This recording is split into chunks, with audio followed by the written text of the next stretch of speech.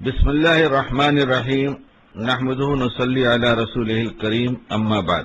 نبی کریم صلی اللہ علیہ وسلم نے ارشاد فرمایا، تقوی کے بعد مومن کے لیے کوئی چیز نیک بیوی سے بہتر نہیں ہے۔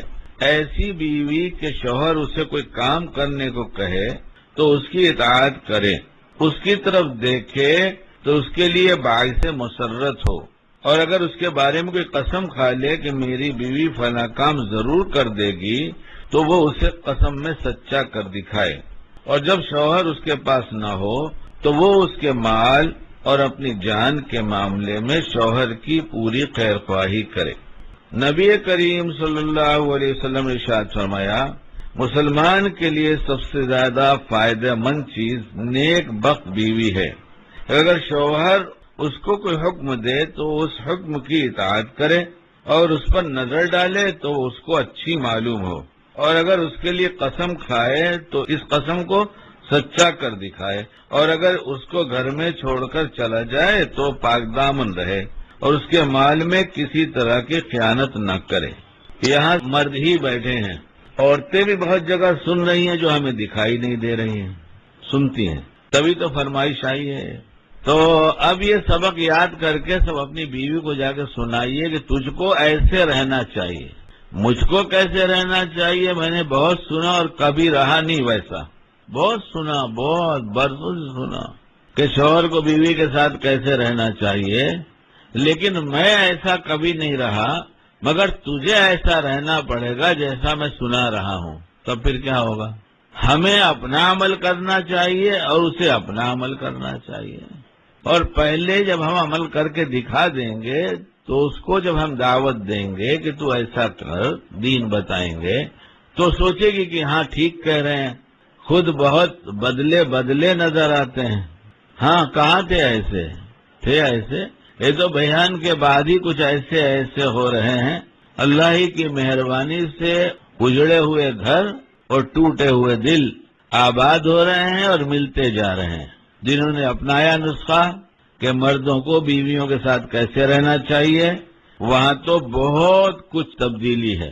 اللہ کی دی توفیق سے کہا، بہت سے لوگوں نے سمجھا، اور ہم نے کہا سفید بال والے اب کیا کریں جنہوں نے ظلم اٹھائے ہیں بہت، تو تھوڑا بیان کے بعد کہا کہ جس پر ظلم ہو اس سے معافی مانگو۔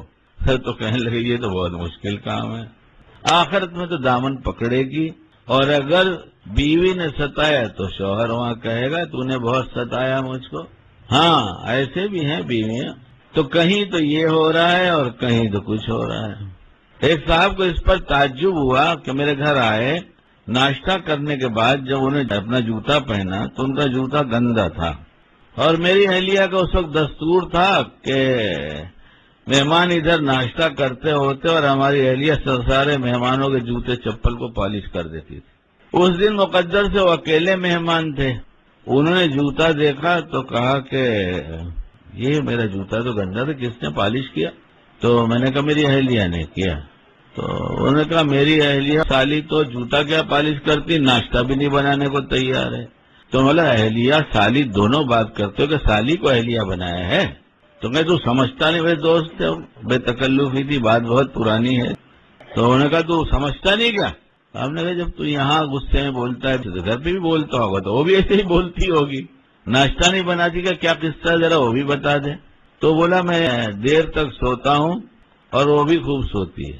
جہاں مسلمانوں کے گھر فجر کے وقت اٹھنا تھا وہاں مسلمان سوتا ہے اور سب کچھ کھوتا ہے۔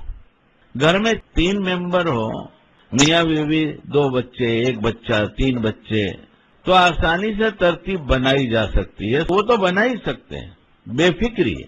مسلمان کبھی بھی سوئے گا، کبھی بھی اٹھے گا، کبھی بھی ناشتہ کرے گا، کبھی بھی یہ مسلمان کا کام ہی نہیں ہے۔ مسلمان کا تو ہر وقت ایک طے ہے، اور فجر کے بعد کا سونا یہ تو بڑی بے برکتی کی چیز ہے۔ سونے والے اگر عادت بدلنا چاہیں بدل سکتے ہیں، لیکن ہم اپنے آپ کو بدلنے کے لیے تیار نہیں ہیں۔ ہمارے اماں ابا نے ایسے کیا، ایسے ہم کریں گے، ہمارے بیٹی بیٹے ایسے ہی کریں گے۔ نہ ہمیں اپنی صحیح فکر ہے، نہ بچوں کی صحیح فکر ہے۔ جو معاشرے میں ہوتا آیا وہی ہمارے یہاں ہوتا رہے گا۔ تھوڑی سی ہمت کی ضرورت ہے، سب کچھ بدلا جا سکتا ہے، سب کچھ بدلا جا سکتا ہے۔